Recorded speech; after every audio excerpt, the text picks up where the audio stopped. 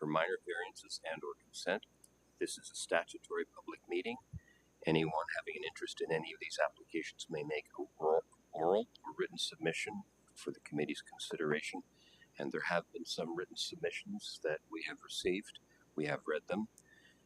The committee will then will render a verbal decision. This date, and the applicant agent will receive a copy of the committee's decision in writing 10 days after the meeting. Okay, the meeting procedure is that each application will be addressed in the following manner.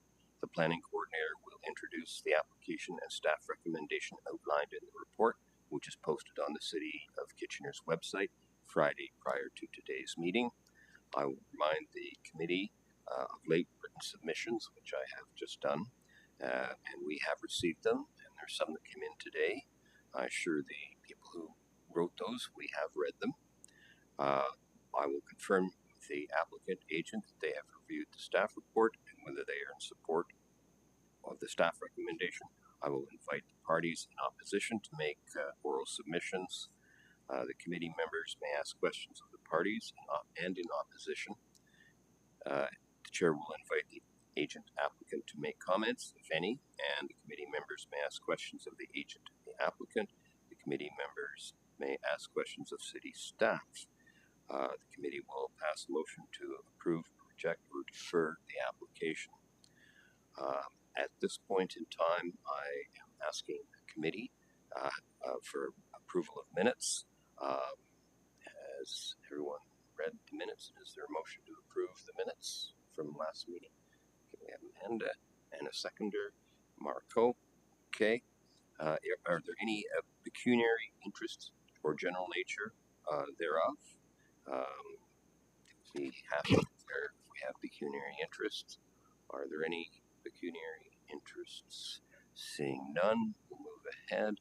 The agenda has been confirmed.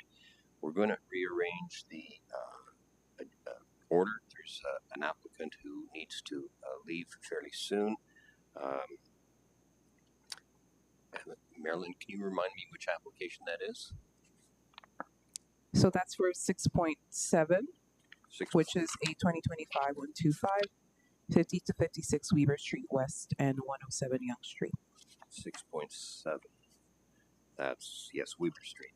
Is the applicant for 56 Weaver Street here? Can you come down and sit over there? At this point, I'll ask the city coordinator to read that application for us. Yes, thank you, Chair. This is a minor variance application for 56 Weaver Street West and 107 Yonge Street. There are 6 minor variances before you this morning.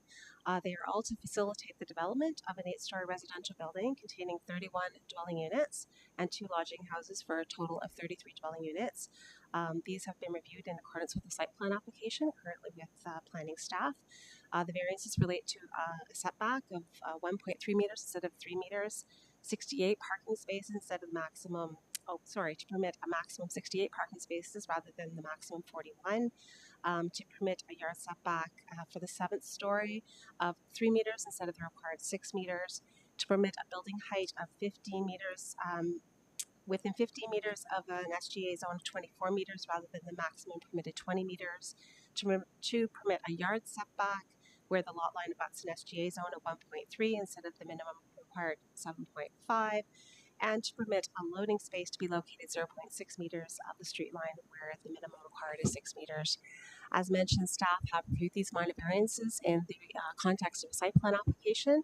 We find that they meet all 4 tests of the Planning Act and is recommending approval of the variances before you this morning. Thank you. The applicant is here. For the record, can you state your name, please? Steve Burrows with Facet Design Studio, or the architects. Have you had an opportunity to read the staff support? Yes, we have.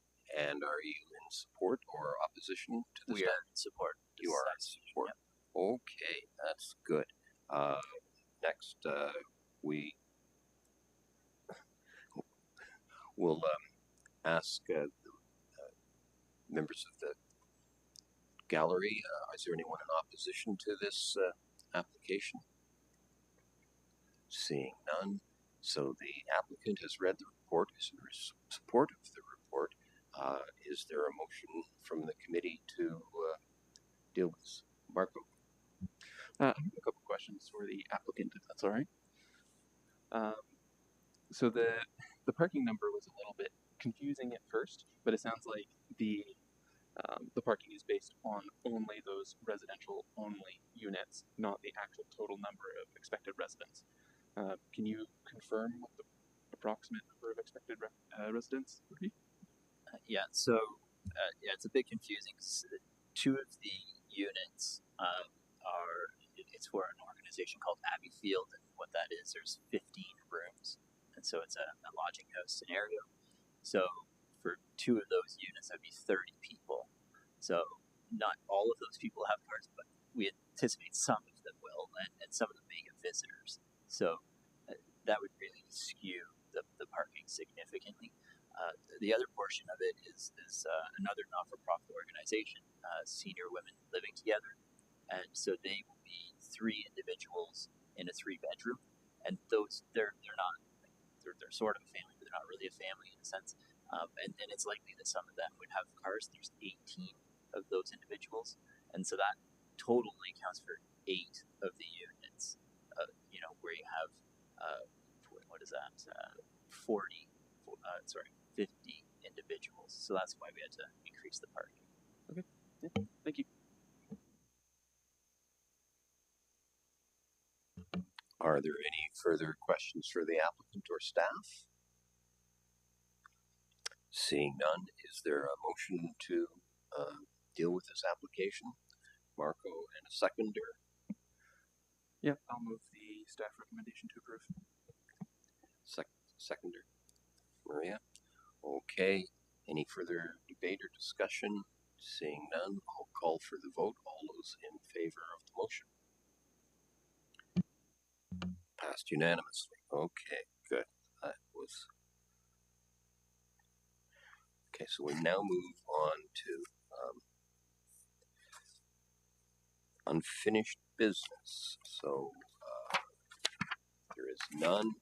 We're moving on to the new business, which is application 2025-117, 2922 King Street East. Can the staff coordinator introduce this application for us, please? Yes, thank you, Chair. This is a minor variance application for 2922 King Street East.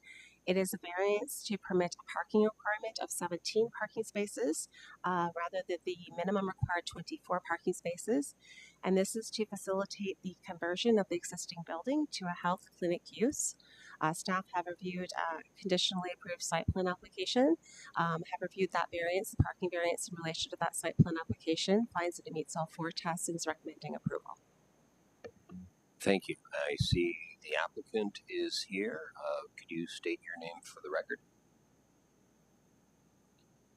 Cedra, and I'm here to speak for this application on behalf of the owner of the building. And you're in support of the application? Sorry? You're in support of the staff I report? am in support, of course, of the application, yes. Is there anyone who is in the gallery who's opposed to this application? Seeing none, I'll move ahead. Is there any questions for the applicant or staff from the committee? Seeing none, okay, that's good.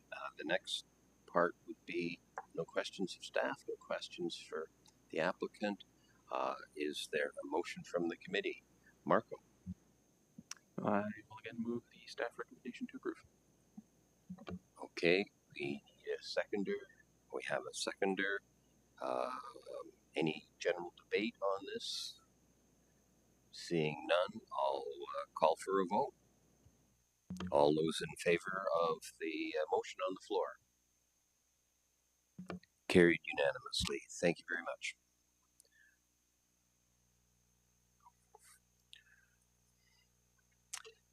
Next on the list is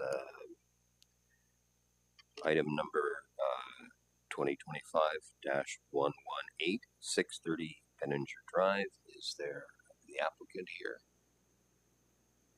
I see the applicant coming in. Okay, that's great. I'll ask staff to, there is a written submission opposed to this application.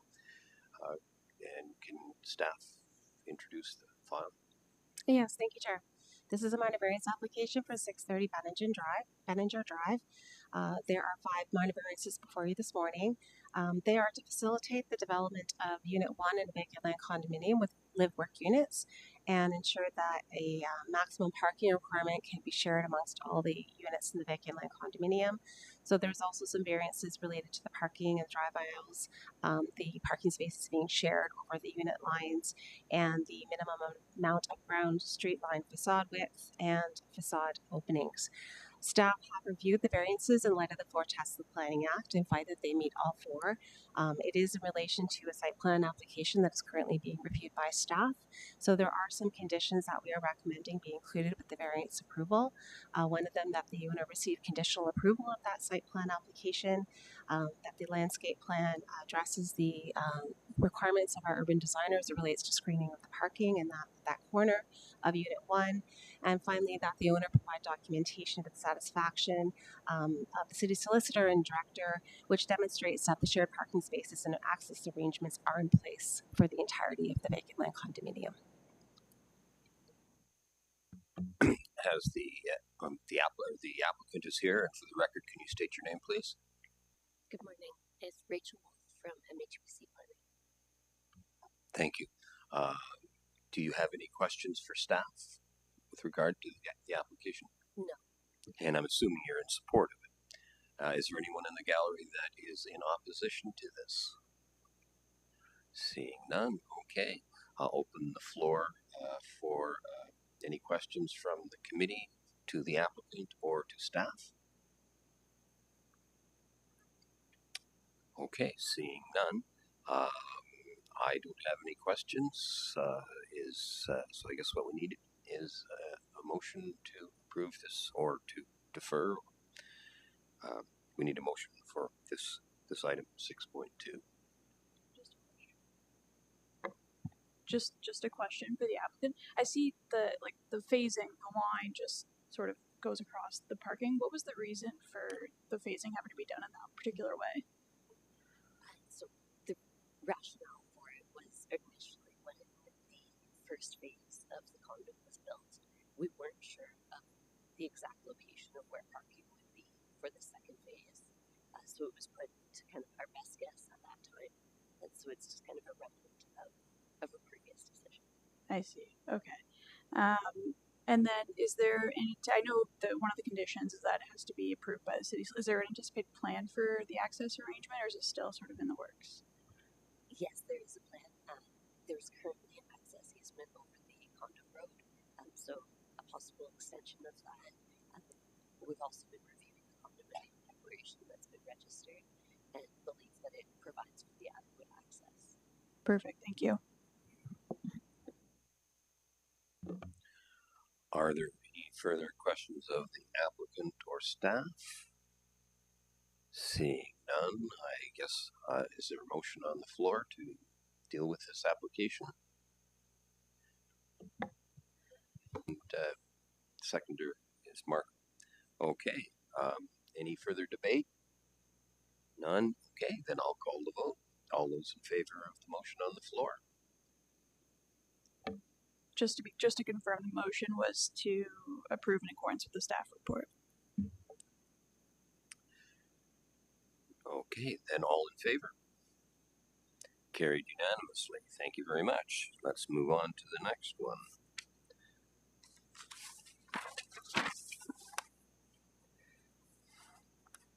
The next one is a 2025-119 455 Old Chicopee Trail. Is the applicant here coming forward? While the applicant comes forward, maybe we'll get staff to introduce this application, please. Yes, thank you, Chair. This is a minor variance application for 455 Old Chickadee Trail.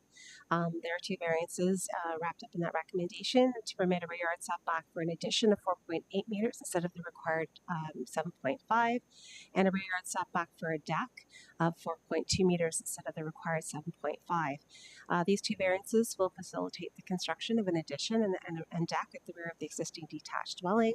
Staff have reviewed the variances in light of the four tests of the Planning Act, find that they meet all four, and are recommending approval of both variances. Thank you. The applicant is here. For the record, can you state your name, please? Presenting on behalf of the owner, Syed Badr Tuza. And you're in support of the staff Yes. report? Okay, good. Are there any questions for the applicant or staff from the committee? Seeing none, I guess then we can call for a motion. I will move the staff recommendation to approve. Is there a seconder for that? Yes, okay, we have a seconder for that. Okay, any further debate on this or questions for staff or the applicant? Seeing none, I'll Through the call. chair, sorry to interrupt. Just wanted to clarify who the seconder was. Seconder was Maria. All right, thank you. Okay, moved, seconded, no further debate. Call the question. All in favor of the motion on the floor? Passed unanimously. Thank you very much. Good luck.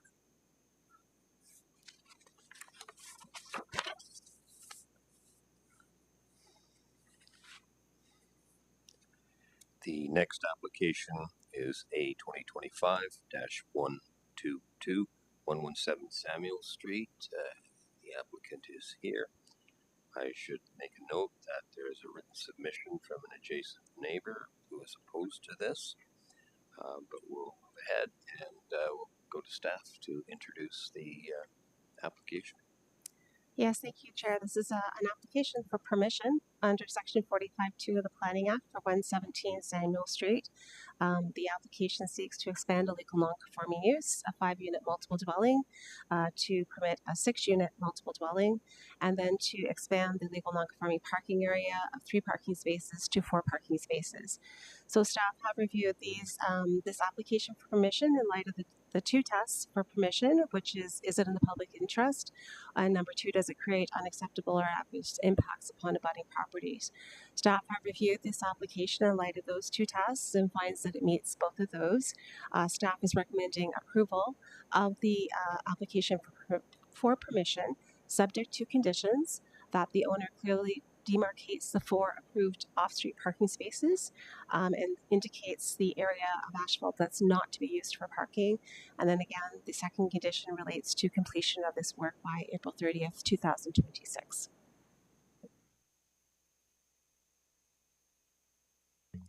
Thank you. The applicant is here. For the record, can you state your name, please? Good morning. My name is Bradley Wallman. Thank you. Have you had an opportunity to read the staff report? Yes, I have. Are you in support of it? Yes, I am very supportive of the application, but I do have some additional comments that I would like to share with the committee this morning.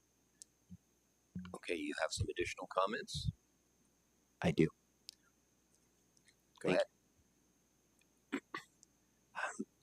Sorry. Good morning, members of the committee. I'd like to begin by thanking planning staff, Tina Malone Wright, Cheryl Rice Menendez, and Dave Sellers for their professionalism. I also want to state clearly that I agree with the planning report and the positive recommendations for approval of the 6th unit. The committee's role today is to determine whether the existing 6th unit can be approved and whether the associated parking arrangement, essentially the same for almost 70 years, can be maintained or modestly reduced. The only variances relate to parking. So staff have concluded, and we agree that the 4 spaces satisfy the required test. However, given your authority to extend the bylaw where circumstances warrant, we respectfully request that you consider allowing the 5th space to remain. The 5th space has existed for 46 years. There is no adverse neighborhood impact, and this configuration has functioned without issue for decades. As mentioned, we submitted 3 letters of support. My partner, each neighbor personally, and none expressed concerns regarding current parking. The neighbors complimented the building's appearance and landscaping, and our tenants have never raised concerns either. The only issue highlighted by transportation staff involved parking space width, which the 5-space layout addresses. So initially when we applied, we preferred to maintain all 5 spaces, but the difference between 4 and 5 spaces is only 6 inches per space, and the drawings that we submitted do confirm that 5 spaces are suitable. Staff recommended reducing to 4, and we amended the application cooperatively. However, it's important to note that all 5 parking spaces are currently occupied and relied upon by our existing long-term tenants. Removing the 5th space would create a genuine hardship for them, as they all depend on all 5 spaces for their day-to-day transportation to get to work. The parking arrangement has functioned effectively for decades, and reducing it now would disrupt their established use without any corresponding benefit.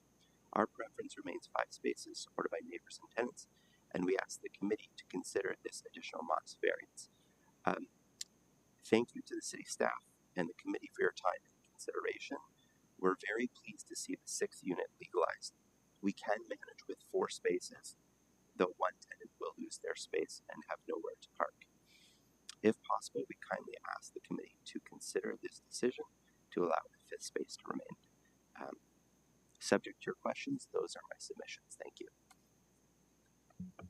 Any questions of the applicant? Seeing none, is there anyone, excuse me, is there anyone in the gallery who is in opposition to this application? Seeing none, okay, open the floor for questions for the applicant or staff. Graham.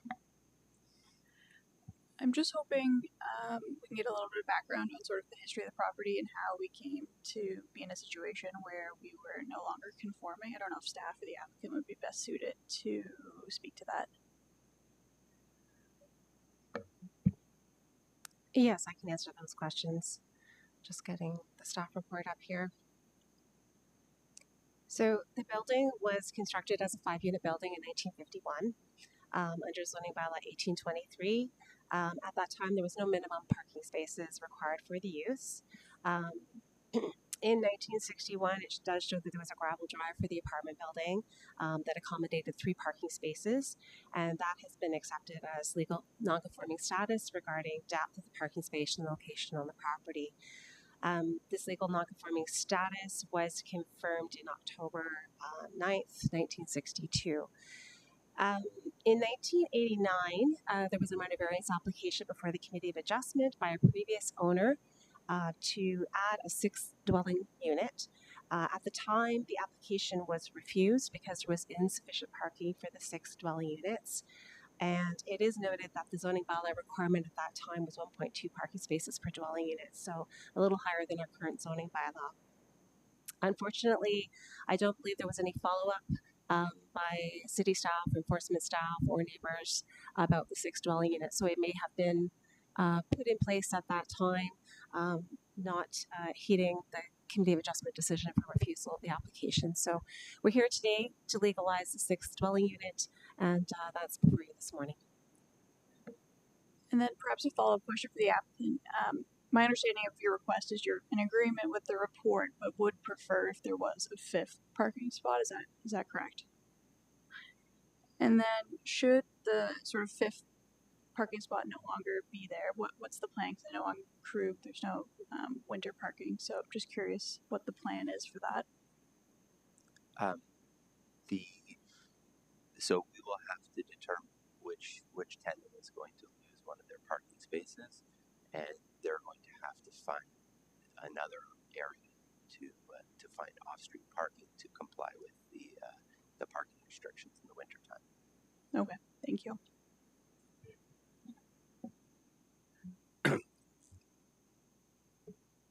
I have a question for staff. So the report summary mentions 4 parking spots, but the actual drawing shows 5. Is this drawing a revision, or was it just showing the existing conditions and now they're approving only 4? as per the staff report.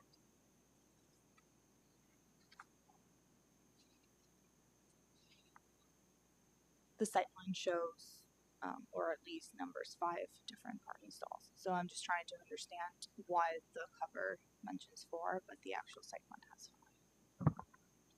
Through you, Mr. Chair, when I reviewed this, I was in support of the 4 parking spaces, not the 5th. I put a comment in my report that the parking space could be unbundled because we would recognize that there would be 1 unit short. That way the person who has the parking space doesn't have the cost of purchasing the parking space because they won't have a space. Okay, thank you. Okay, any further questions for staff or the applicant? Marco? Yeah, so this is a quick question for staff. Since the existing report mentions 4 parking spaces, if it is approved as is, they'll have to remove that 5th parking space, and that would require an amendment of some sort if we wanted to, if the committee decided that the 5th was appropriate. Am I correct in that? Yeah, so I'm looking at the staff report with the photos that are in the staff report, and maybe the applicant can clarify. Is it 5 parking spaces without the tandem parking space? That there's 2 parking spaces in tandem and then 3 in front of I guess the front of the building wall there. So I'm just requesting clarification that it's the tandem parking spaces, that the 1 tandem spot that we can't legalize because it doesn't exit in a forward motion.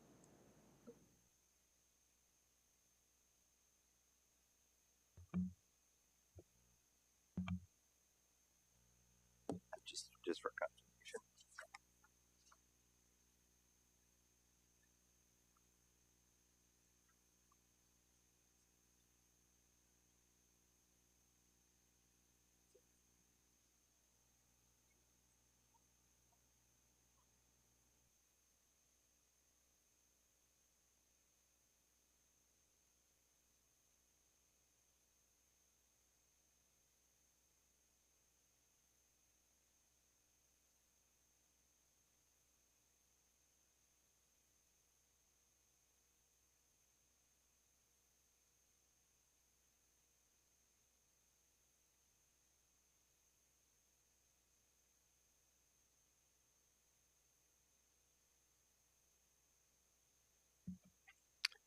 Okay, does that address the question?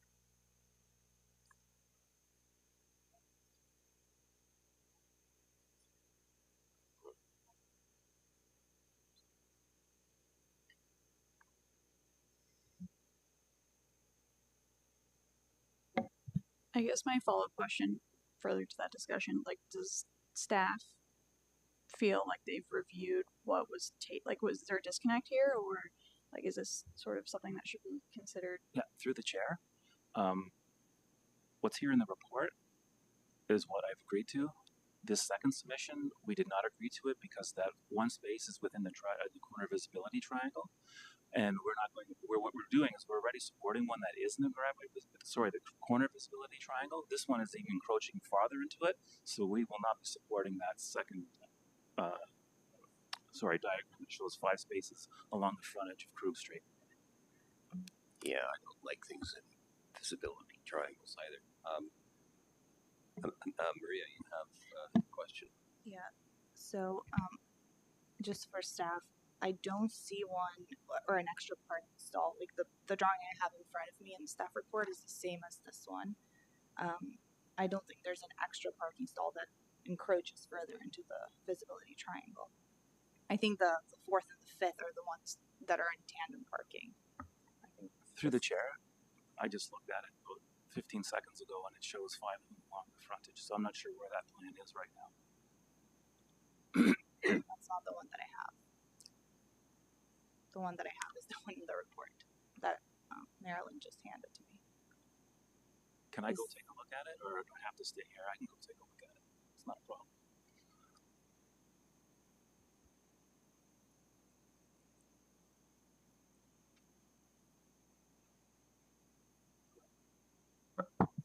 Correct. This is the one from the report. report, which is correct, but the one I was just looking at showed actually encroachments past the facade of the building towards Samuel Street. I don't know. I'm not sure where that plan went, but it was just here.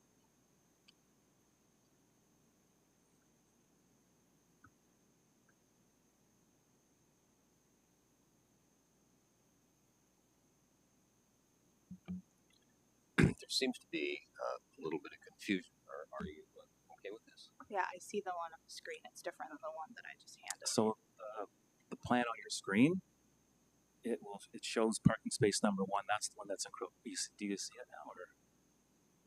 Yeah, which I would be in agreement. That's way too much of an encroachment.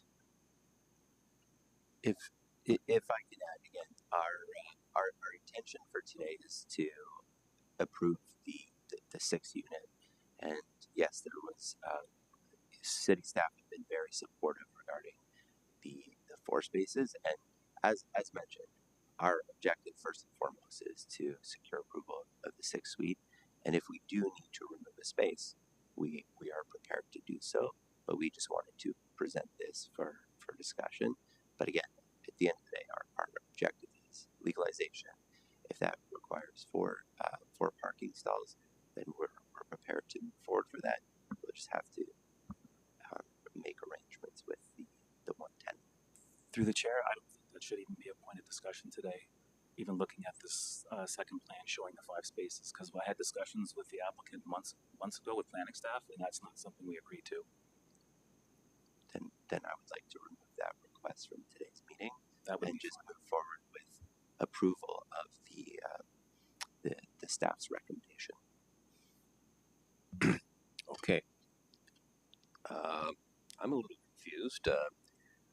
Maybe some questions from the committee might clarify this. Marco? I have a motion if we want to get into debate. I will move the staff recommendation, which would be 4 parking spaces. Yeah, that'll be my to debate. Seconder for that motion? Okay. Yes, we have Amanda's seconding that. Okay. Is there any further questions? Because I got a bunch of them.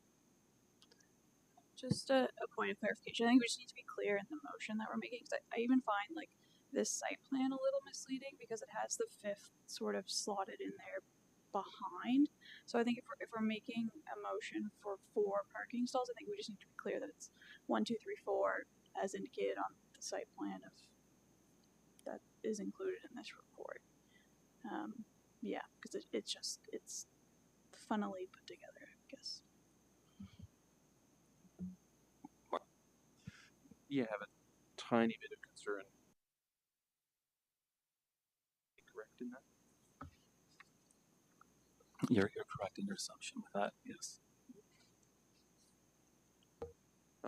If a fellow member wants to provide additional specificity to the motion on the floor, maybe we can have some procedural advice, but I would consider that a friendly amendment if we need one. I don't know if we do. Not sure I completely heard that. I don't mind making that clarification. I guess also to confirm, like, is it spot 4 or spot 5 is the rear of the tandem laneway, or like where is the actual parking stall going to be? And this may be a question for staff or the applicant.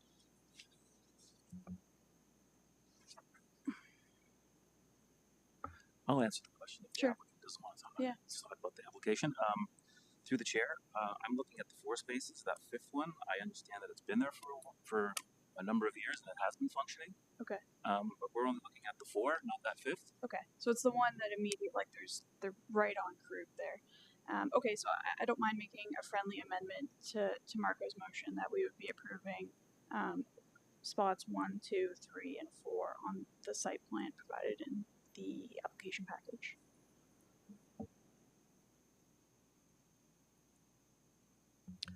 Okay. This is as clear as chocolate milk. I think I have an understanding of any further questions for staff or the applicant. The motion is on the floor. It's been amended. It's been seconded. Yes, it was seconded. So I have no further questions. So in that case, I'll call for the vote. All those in favor of the motion amended on the floor? Carried unanimously. Thank you very much. Thank you.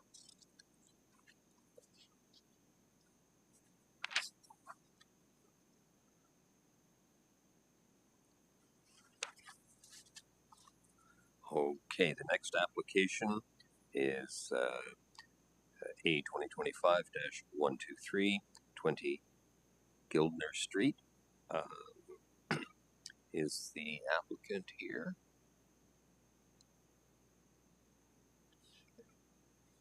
Just if you're coming down, sit, yeah, to my right.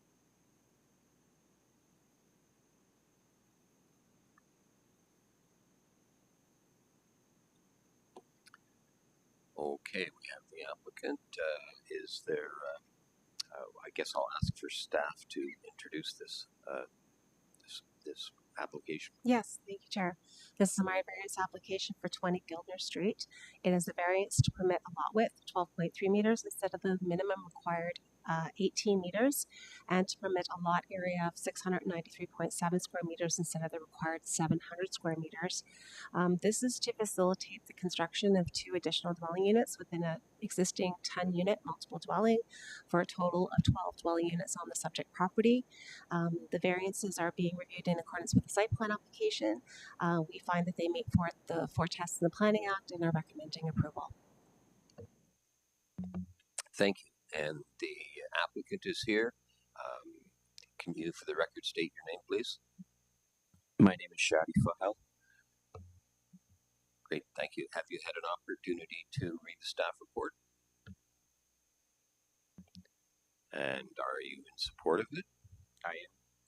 Okay. Is there anyone in the gallery in opposition to this? Seeing none, I guess, are there any questions from the committee to staff or the applicant?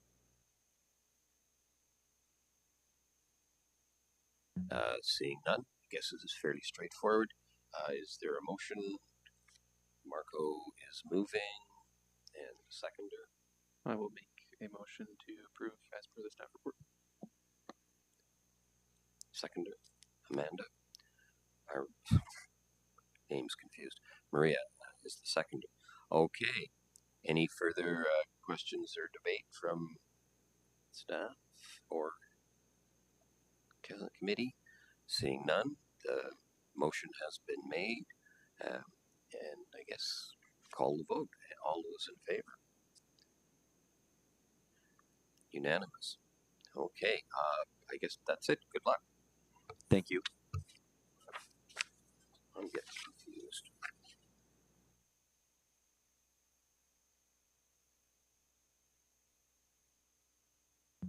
The next application is A 2025-124, 131 Gage Avenue. Is the applicant here? I noticed that staff has given us some new information.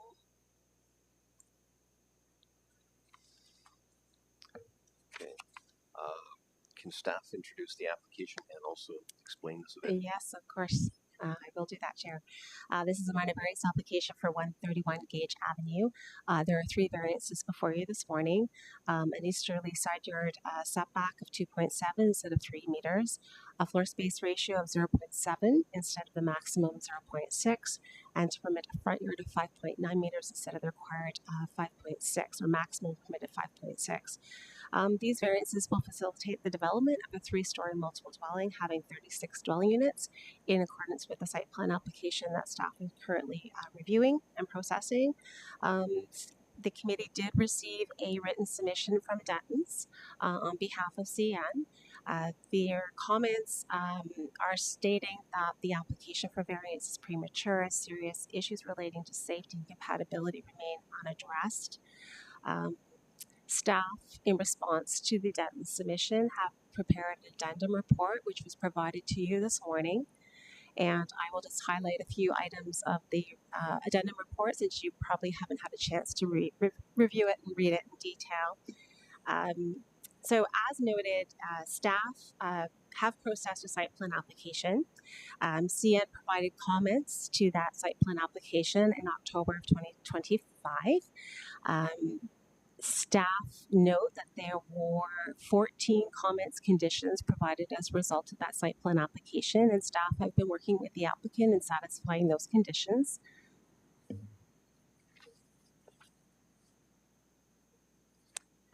I want to make note that variances relate to relief from zoning regulations for an interior side yard, a front yard setback, and a maximum floor space of and a maximum FSR. The variances are not requesting a reduced rear yard setback. The development is maintaining that 30-meter setback from the rail, and the proposed development complies with all other zoning regulations. The FSR increase is permitted by the official plan as a minor variance. So we do have the authority to bring that to you this morning as a minor variance. And I would note that the increase in FSR is not related to an increase in dwelling units. It's to make the dwelling units a little larger, so the number of dwelling units are not increasing with an increase of FSR.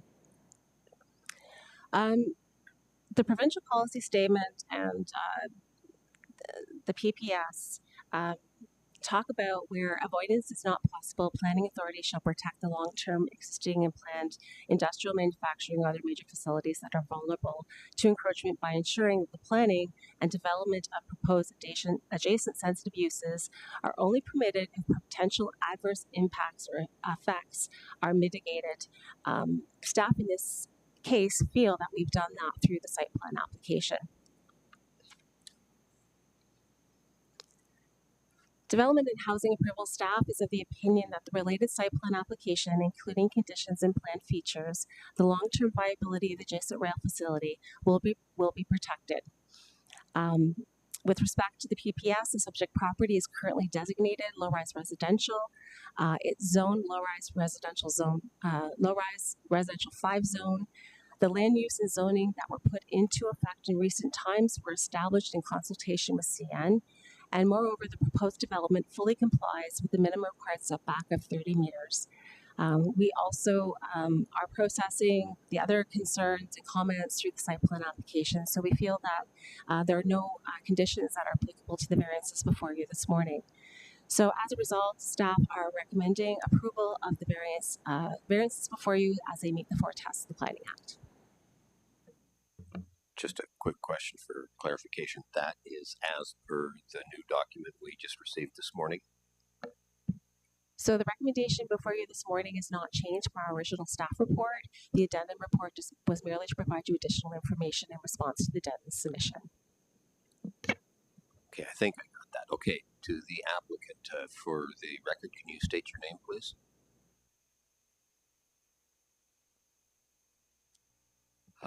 And have you had an opportunity to read the staff report? Yes, sir. And you're in support of it? Yes, sir. Oh, that's good. Okay, we have the staff report is read. Is there anyone else from the gallery in opposition to this? Seeing none, I'll turn it over to the committee for comments, questions with your staff or the applicant. Marco. Yeah, I have a quick question for staff, if that's okay. Just a tiny quick point of clarification, just because I'm curious. Would staff find it? It sounds like everything is, you guys are happy with the application and the recommendation as is. I just had a thought of, there's a lot of concerns from CN, so I was just curious how staff might feel about a deferral. Just sort of curious. So as I mentioned, the comments, conditions that CN has requested in the variance application are the exact same as they've requested the site plan application. So that's the appropriate application where they should be dealt with and not the minor variance application. I just would note in the addendum where we talk about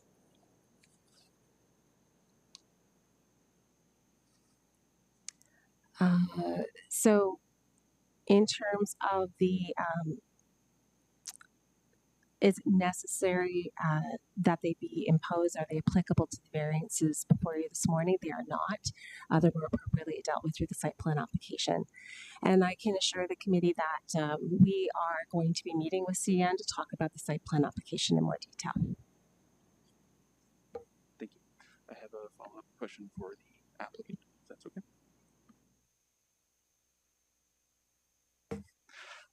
Yeah, just a quick question. I'm just curious. CN did mention some fairly loud, the chance for fairly loud, low-frequency sound to be occurring. Do you have any plans for sound mitigation? I imagine that might also happen during conversations with staff during site plan. I'd like my consultant to answer if that's all right with you. Yep, I don't have any problems with that.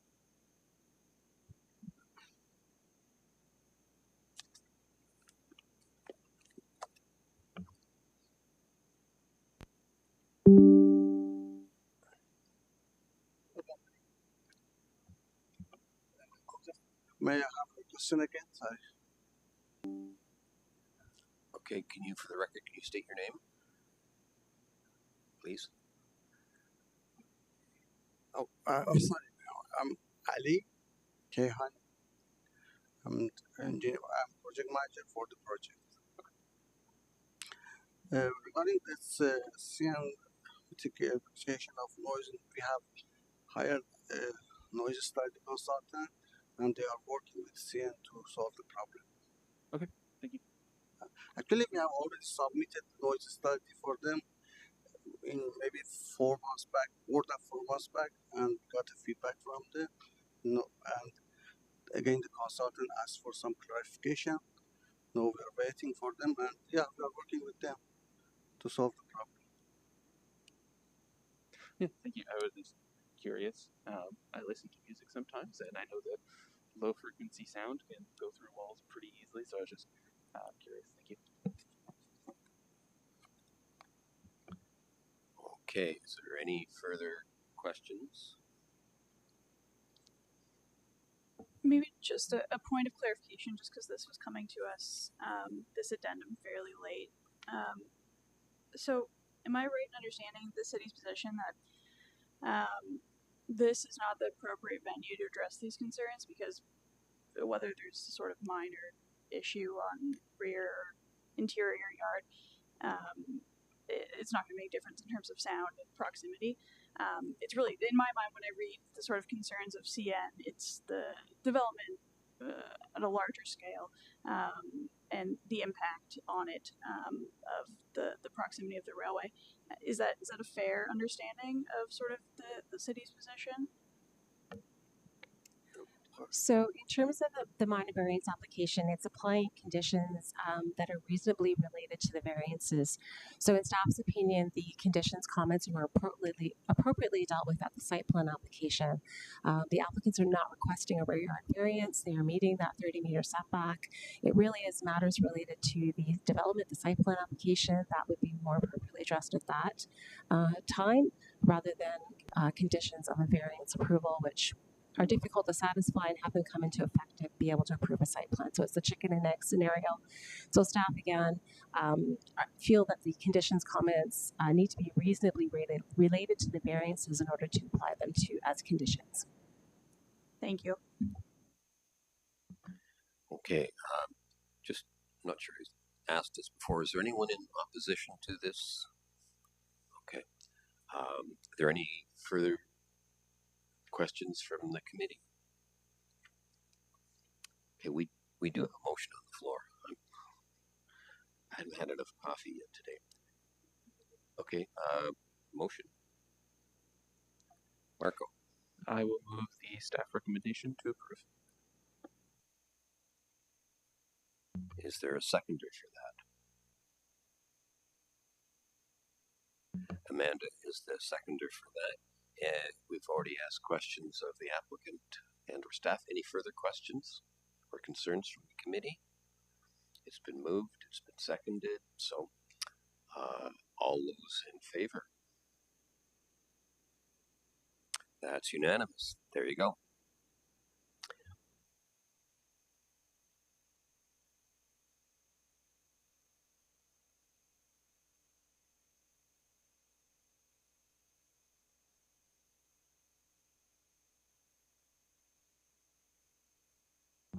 Someone has a question?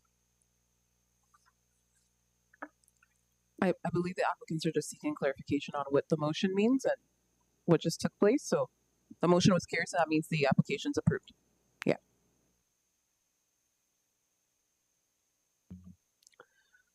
Okay, that was 131 gauge, was it? Okay, the next one on the agenda is a 2025 125 50 to 56 Weaver Street. So we would be on 6.8 as we dealt with 6.7, sorry, at the beginning of the meeting. So the next application is 1720 Glasgow Street, 6.8.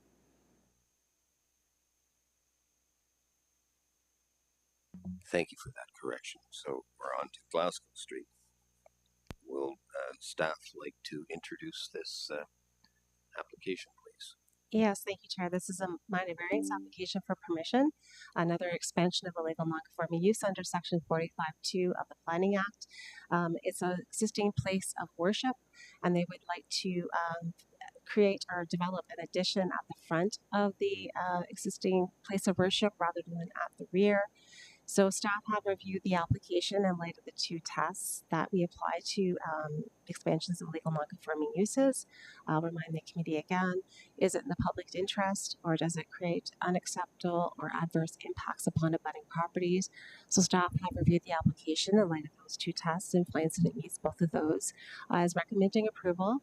And again, that is in accordance with the site plan application or architectural drawings that are dated March 2004. So they received approval many years ago. They're not don't have any transition provisions to be able to expand that under a site plan application, and they need this application to be able to construct the addition that was planned at the front rather than proceed with the addition at the rear.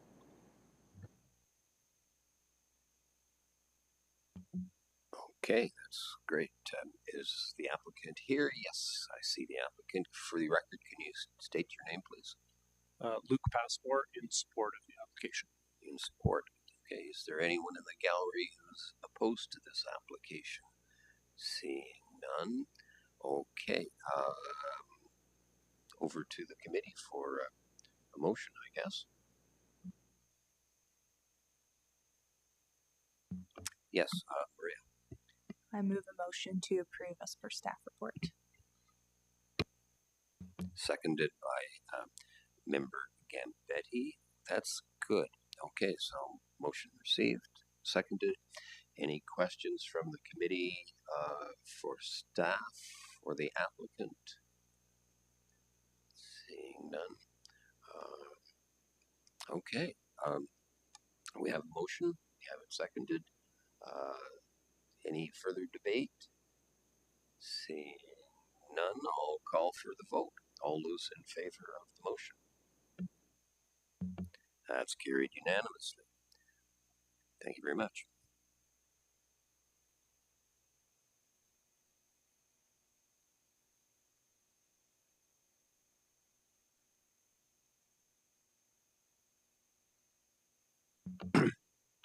Next application on the agenda is B 2025-032 776 Rockaway Avenue.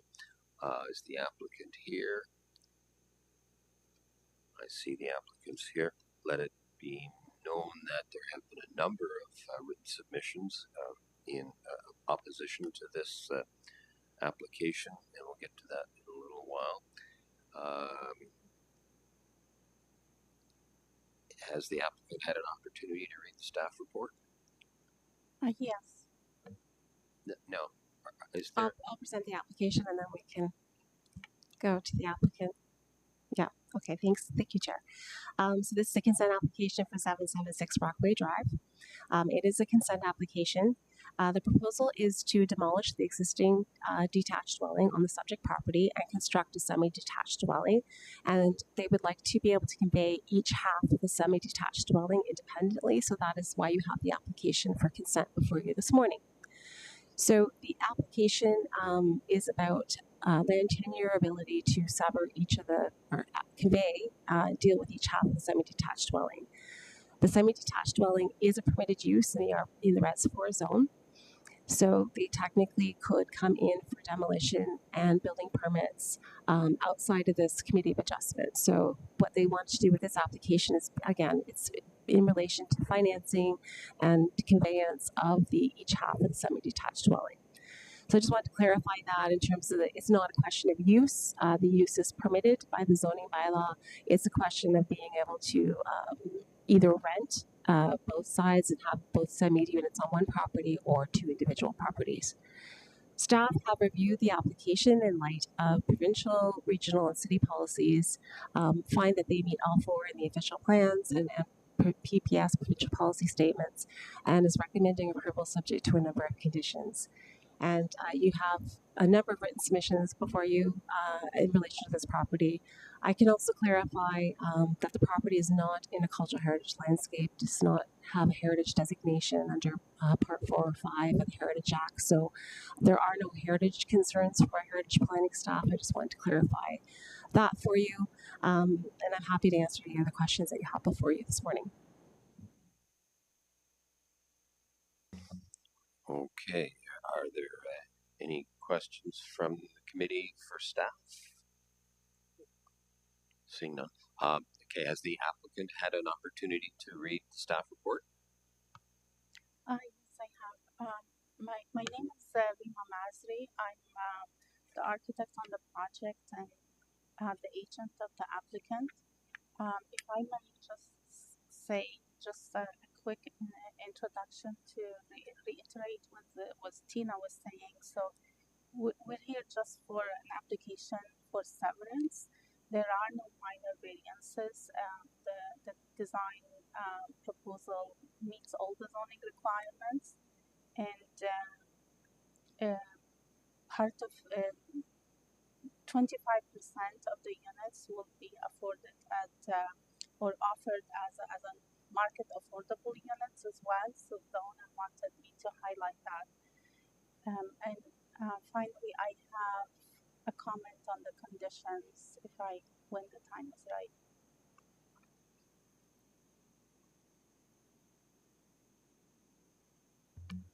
Okay, did everyone get that? Are there any questions? Mark, Marco, and Amanda? Yeah, I have a question for staff or perhaps the clerk. It seems the region has requested that that our consent decisions be deferred. Do we have the authority to continue anyway, or are we obligated to comply with that request?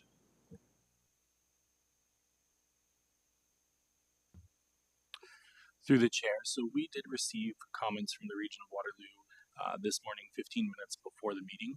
So we have been working in the background trying to clarify. It is our recommendation at this point to defer the application in accordance with the region's comments. The region's in the process of updating their water strategy. Through this work, there's been concerns identified with water capacity within the Manhide service area. Although this application is fairly small in nature, we're talking about an increase of 1 unit to 8 units with a semi-detached with 3 ADUs on each side. It is a bit perplexing that, given the magnitude of the application. However, in order to allow for dialogue to occur, we have not had any written direction or dialogue from the region exactly what a deferral and the action we should be taking during this time. It's our recommendation that we do defer the application, and we will work with our regional partners, and we will ask them to attend the meeting in January to speak to any further deferrals. Okay, so if I understand it correctly, staff is requesting that we defer this based upon the requests from the region and further information needs to be collected. Am I correct on that? That's correct, Chair. With the absence of any written direction to the city and with more information needed on all development application types, our recommendation is to defer in order to have that conversation with the region. Okay, okay, Mark. Just a quick point of clarification, and the city can comment if they wish. The request from the region in front of me affects B 2025-32, 33, 34, and 35. So that would be agenda items 6.9, 6.10, and 6.11. I would be happy to go through them individually and defer them individually rather than all at once. I think procedurally that makes more sense.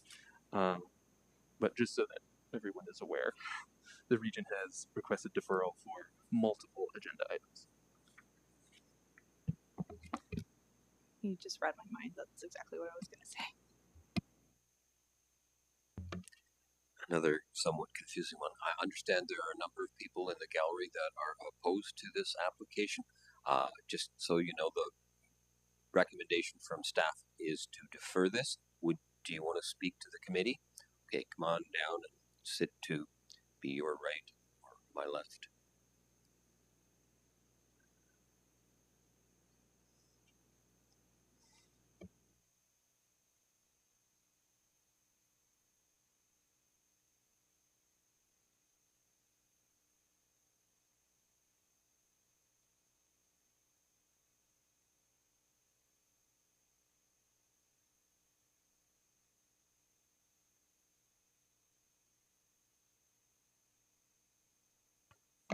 Good morning. Can you, for the record, state your name, please? Yes, my name is Tracy Livingstone. I am the homeowner of 800 Rockway Drive, 4 doors down from the resident that we're talking about today. We reside in an old vibe neighborhood, no sidewalks, known for our historical Rockway Gardens built in 1928 and very unique single-family homes built in 1950. We now have a hungry landlord that wants to come into our neighborhood, tear down a home, sever the property, and build 2 semi-detached homes, making 8 rental units. This is outrageous. In March of 2026, we are moving to a brand new curbside waste collection. This proposed new build would now have 8 new large black garbage bins, 8 new large yard waste bins, 16 recycling boxes, 1 for paper, 1 for glass, which could amount to an approximate 32 bins put out for curbside collection between the 2 proposed driveways.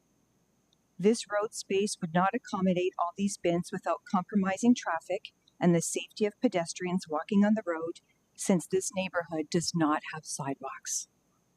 Storing all this garbage and yard waste bins in the proposed sheds in the back would only add to a rat issue this neighborhood has been facing for the last 2 years. The proposed driveways on either side of this build would be a hazard to the adjacent homes next to it, having to mitigate exhaust fumes entering through their home windows. And their privacy is now being compromised with a new sidewalk, a new walkway down either side of the proposed build that the new tenants would have to walk past to their new homes. This proposed build would not meet the green space requirements of REAP Green Solutions, an organization that has partnered with the City of Kitchener to help build rain-smart neighborhoods by reducing the flood risk into our neighborhood. Properties with a good-sized yard leads to rain-smart neighborhoods where rainwater soaks into the ground instead of falling on hard surfaces and turning it into runoff. This new proposed build would take away the green space that Rockway Drive needs to help reduce the flood risk, putting our homes at risk. On Saturday, December the 6th of this year, there was an article in the Kitchener Record stated that the Region of Waterloo wants approval on all new buildings paused because we don't have enough water. This new proposed build does not have visitor parking spots. which means all overflow parking would now be in front of our homes, taking away the space we have for our own visitors. This landlord is trying to shove new builds into a small space and take away the integrity of our neighborhood. This proposal does not represent positive redevelopment or an appropriate use of land given the location and character of this community. This development does not respect the integrity or character of this older, well-established neighborhood, and I respectfully ask the committee to deny the application to Severance 776 Rockway Drive. Thank you. Thank you. You know this is recommended for deferral, which means it will, depending on how the committee votes. Is there anyone else who wants to speak to this issue?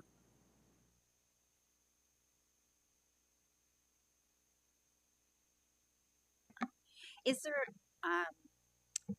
a better opportunity to speak today, or do we wait for when the deferral, like when it comes back again? What makes more sense? I would say that if you have something brief you want to say, now may be the time to do it so that staff can hear it and the committee can hear it, and that may have an impact whether we approve, defer, or reject the application. So, yes, please go ahead. Okay, thank you. So I did send an email last week expressing my concerns about the safety and the flooding which I've experienced and the intense garbage. I think what I have not been able to clearly articulate in my email, which brought me here today, is that the plans for this property do meet all of the minimum requirements for Res 4 in this area. In some cases, they even have an extra inch or two to spare. But there's no wiggle room for this property. There's no wiggle room to move parking. There's no wiggle room for anything because it is literally going to take up the entire space. I struggle to understand how the property will be able to meet the 30% landscaping in the rear yard by the time you have the two bicycle buildings and the building to hold the garbage containers. I went through the rules, the bylaw rules of what is required for a semi-detached in a Res 4 area. And it does meet all of those rules. What the rules don't include is, should these rules apply to every piece of property that we have? What if there are no sidewalks like we have in Rockway? Will the building be unified within the neighborhood it's going to live in? There seems to be common sense factors missing from our bylaws. So in this case, I feel like the neighborhood needs a variance from the Res 4 rules. Severing the land into two properties allows 8 units with minimum space. This neighborhood is asking the builder and the city to add the common sense. Create a parking spot for all. Do not force vehicles to the street, creating safety issues for our neighborhood. Keep our neighborhood safe. I'm asking the committee to consider all of our concerns when you're making the decision and do not approve severance of this property. Thank you very much for listening to me. Okay, thank you. Are there any more? Oh, I didn't even get that. Sorry, it's a secret. It's Lori, Mark. Any further comments from? Trying to be brief and not repeat what has already been said.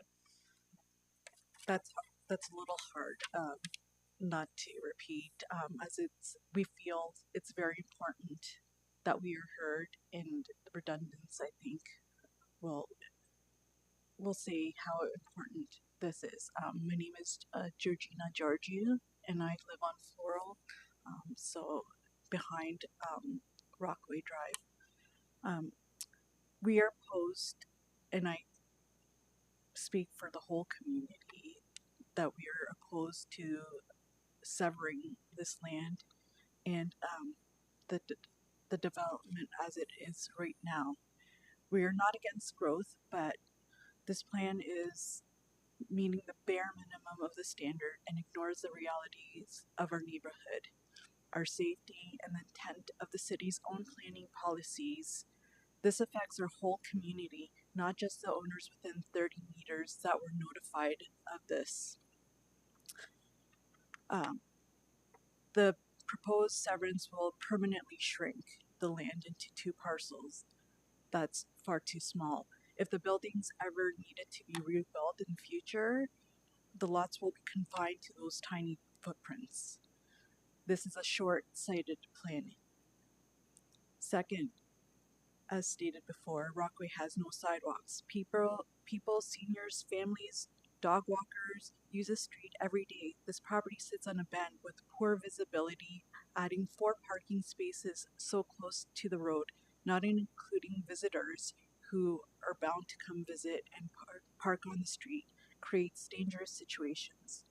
This is a real safety issue, not an imagined one, and there should be parking spaces for every unit plus space for visitors, since the bylaw restricts parking to 3 hours, not including obstruction from the 8 garbage bins, the 8 compost bins, and the greater amount of recycling bins each Wednesday and Thursday that will be lined up in front of this lot. Flooding is already a problem because we are a downhill area. Replacing green space with almost entirely hard, non-porous surfaces will push stormwater directly down into our neighbors' properties. The proposal simply does not address this. We are told these units are as small as 300 to 600 square feet that comply with the Ontario Board Code for minimum sizes, but this does not fit our neighborhood. But let's be honest, would anyone here want to live long-term in a space that's small?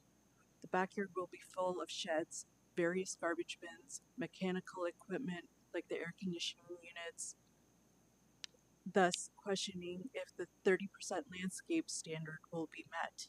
There are no balconies, no meaningful green space, no accessibility features, and no way to support the aging residents. This is not dignity. This is density for the sake of profit. Just because it meets all the absolute minimum requirements does not mean it's an acceptable and thoughtful development. The regional official plan states that municipalities must plan for a range of housing in terms of form, tenor, density, and affordability to satisfy the various physical, social, and economic and personal support needs. This proposal does not meet the standard. The city's own policy in section 17E 20.5 is clear that new lots must reflect the general scale and character of the established development pattern of surrounding lands by taking into consideration lot frontages, areas, and configurations. Again, this proposal does not reflect the character of Rockaway. I also want to clarify on the $11,862 cash in lieu contribution. How is a small amount supposed to meaningfully offset the loss of green space and the increased burden on this neighborhood? We are not against adding homes. A 4-unit development with proper green space, accessibility, and livable, sizable units would add an additional 3 new homes on a property currently housing 1, while respecting the neighborhood and supporting the people who already live here. We want growth that is responsible, humane, and compatible. This proposal is none of those things, and I'm urging you to reconsider the functionality and the intended reason for such a dense development that does not fit the character of the neighborhood and heightens the risk of many items mentioned before. Thank you. Okay. Thank you very much for coming in today.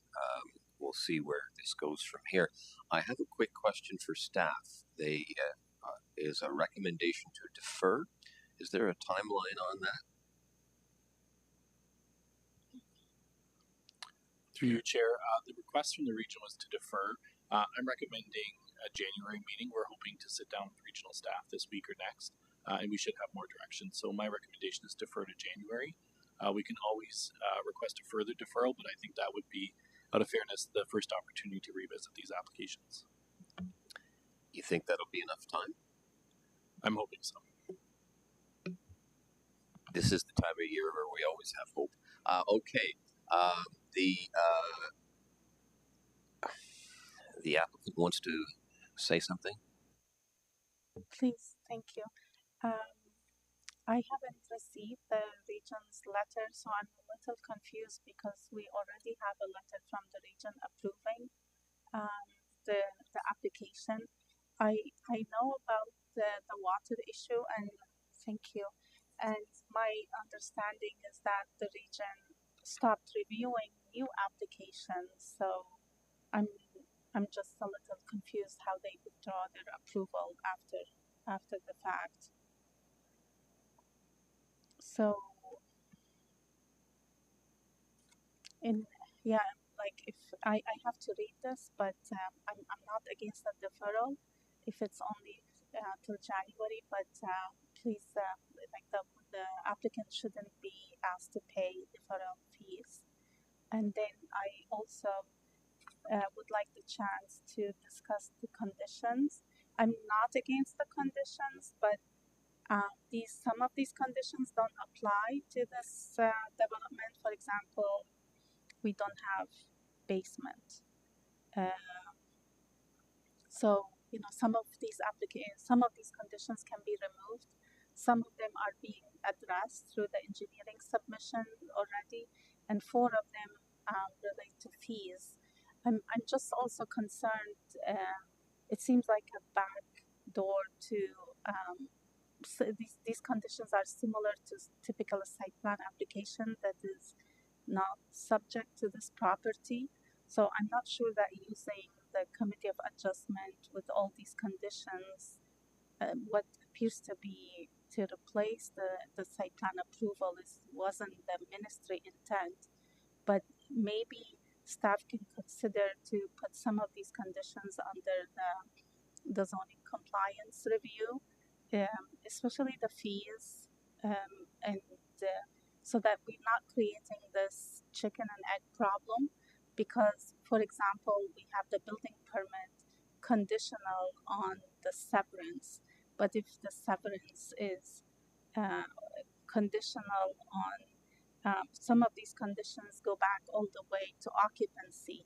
So how are we going to navigate that with one application being dependent on the other? So I just want to caution staff and have a chance to talk to them how to navigate these requirements. Thank you. Okay, sounds like there is some confusion regarding this. Do we want a motion on the floor before we ask questions? Is there the staff is asking for a deferral, and I think based upon what I have heard, there are a number of questions that need to be addressed before this application comes forward. So, a motion to approve, reject, or defer. I'm willing to make a motion. I do have a quick question for staff regarding the motion, if that's okay. Would staff be opposed to deferring to February or sooner? So that if you are ready for January, we can come back at January. No, I'm not opposed to that motion because I would be able to come back to January if it was ready to go. Okay. In that case, I will make a motion to defer this application to February 2026 or sooner. Is there a seconder for that? Okay, we have Maria is seconded. Any debate on the deferral? To me, I'm going to chime in. I think the deferral at this point makes a whole lot of sense because I'm not sure I want to make a decision one way or the other without the full information at hand. And that's just my quick comment. So, is there anyone else who has comments on? Okay, we have a minute. Just a question. I hear the applicant's concerns on the conditions and the the sort of issues those can raise as you start to work through and satisfy them. I'm wondering, this is just a procedural question.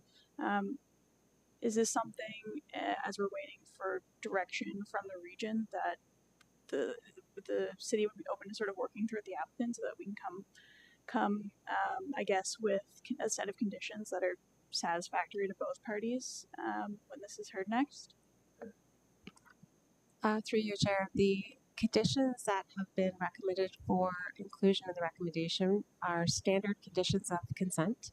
They are our typical standard conditions that we impose in every consent. The difference may be a tree management plan. That condition is dependent on, of course, on trees on the subject property or adjacent property, shared boundary trees. In this case, it was recommended to be included. I'm not sure what the concern is. As I said, they are all standard conditions of consent, and I have not heard that they've been problematic or causing hardship for previous applicants.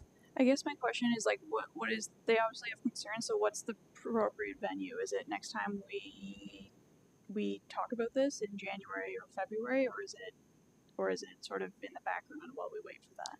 I would suggest that the applicant reach out to the file planner who prepared the staff report, indicate the concerns that they have, and we can certainly prepare an addendum report if needed for the next meeting. But as I said, they are pretty standard and typical. Thanks. I get that. I just want to make it clear in terms of next steps of how we address that issue. If there's nothing to be done and they're all standard and they're all appropriate, so be it. Yeah, so I would encourage, again, the applicant to reach out to the file planner. I believe it was Mr. Bateman, and he can certainly help the applicant work through the conditions. Okay, so we have a motion on the floor to defer. It's been seconded. Is there any further questions for staff? Okay, seeing none, I will call the vote on to defer this until February next year or sooner. Okay, at least I understand that. Okay, all those in favor of the motion to defer? That is carried. So to the applicant, you're going to have to get in touch with staff, and the region has to figure out what's going to be done next. To those opposed to this application, staff will keep you informed as to whether this is going to be in January or February. Keep your eyes open, though. Okay, all those in favor, we've already done that. I think it's deferred. Okay, that's it. Moving on.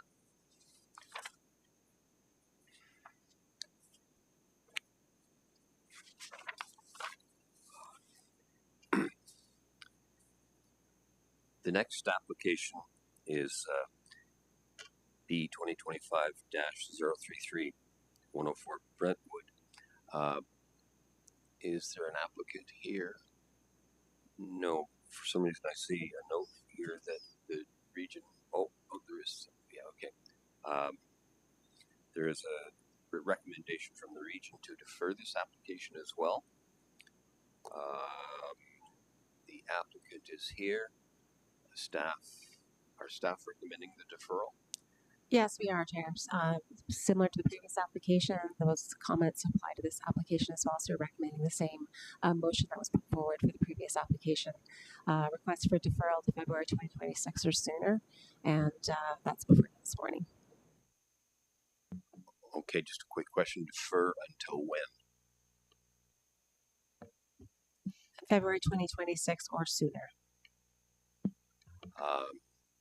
Is there anyone in opposition? Not seeing anyone. The motion is to. Okay, is there a motion on the floor? Pardon me. Well, the applicant understands that the recommendation is to defer this until February or sooner. I understand. I think it's the same discussion as the previous application, so rather than repeating everything, I reached the staff to discuss the conditions, and we'll be back in January, hopefully, or February the latest. Thank you. Okay, so the applicant is in support of the deferral, and do we have a motion on the floor? Marco? is going to make a motion. Yep, I will make a motion to defer to February 2026 or sooner. Do we have a seconder for that motion? We have Amanda has seconded that. We've already discussed this previously. Is there anybody further questions or comments from the committee? Seeing none, I'll call the vote. All those in favor of deferral on this application till February or sooner. Carried unanimously. Thank you very much.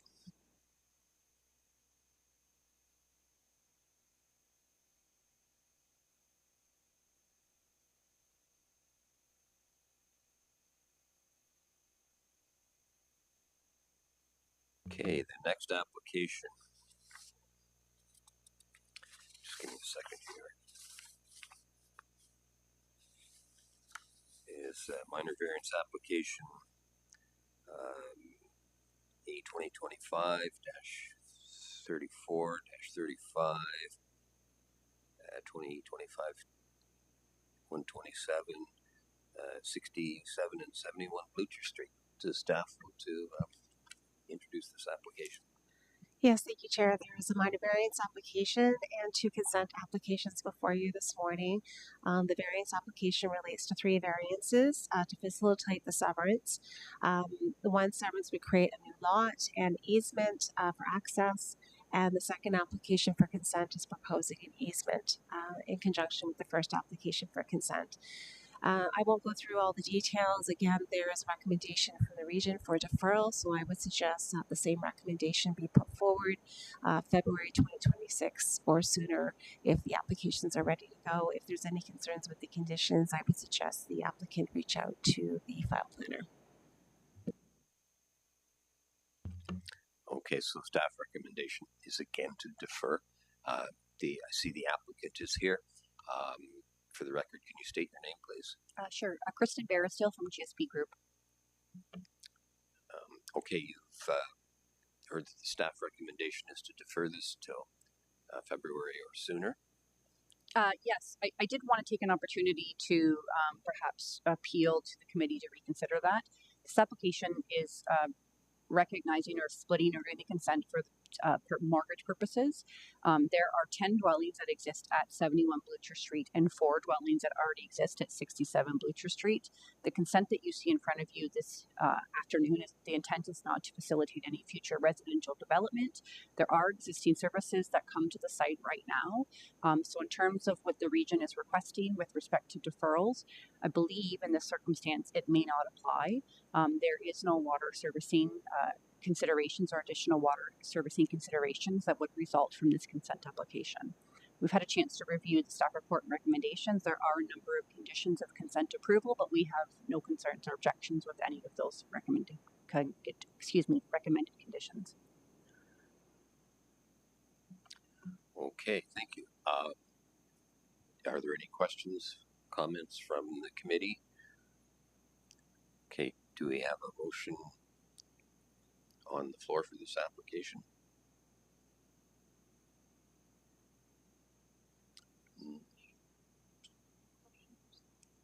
Questions for staff? I just had a quick question. I'm just wondering if we should hear from staff again. I think part of the issue here is this letter from the region is very short and incredibly vague. I think we can sort of generally gather the concern is increased water servicing, but I wonder if we could hear from staff on sort of in light of the applicant's comments, whether the city's still of the position that we should be deferring here. Through you, Chair, I understand the applicant's position. I did try to email and correspond with the region during this meeting. I do feel this application is different. I was hoping for some clarification on that matter, as this application is not proposing new units. But again, given the vagueness and the lack of clarity in the letter and the late hour that it was received, we don't have any new additional information, so the recommendation would be for deferral, unfortunately. Kind of makes sense to me. Okay. Any further questions from the committee? Mark? Yeah, just a quick follow-up. I'm curious how staff feels about splitting the consent, which the region has concerns with, and the minor variance. I'm happy to keep it all together if that's just easier for everyone. But I'm also happy to consider the minor variance, which is setbacks, mostly, separate from the consents. And I'm curious how staff feels about that. Yes, I could appreciate those comments. I would suggest keeping the applications together as the minor variance would facilitate the consent. So approval of the variance is also essentially maybe approving the consent applications. So I would just suggest keep them together.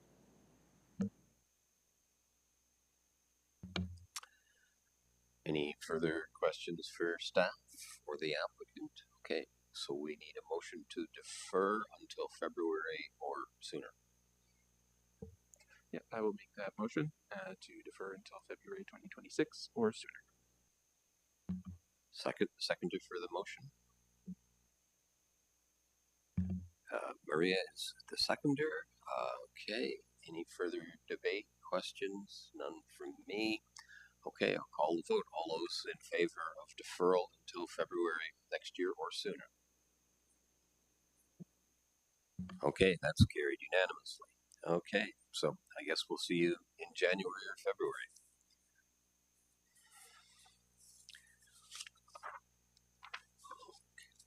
Well, according to my agenda list here, there is another application, but for Bright Up Street, but it has been withdrawn. So I don't think we even have to deal with that, do we?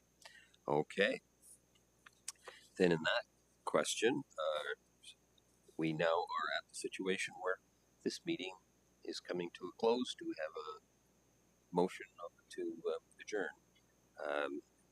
Maria has made the motion, second, done by Marco. All those in favor? That is carried. Okay, so we are now adjourned. I just want to thank staff and everybody for everything that has gone on this year. And again, somewhat confusing today. We'll try to get to this after. So season's greetings to everyone and your families, and be safe. And we'll see you again in January.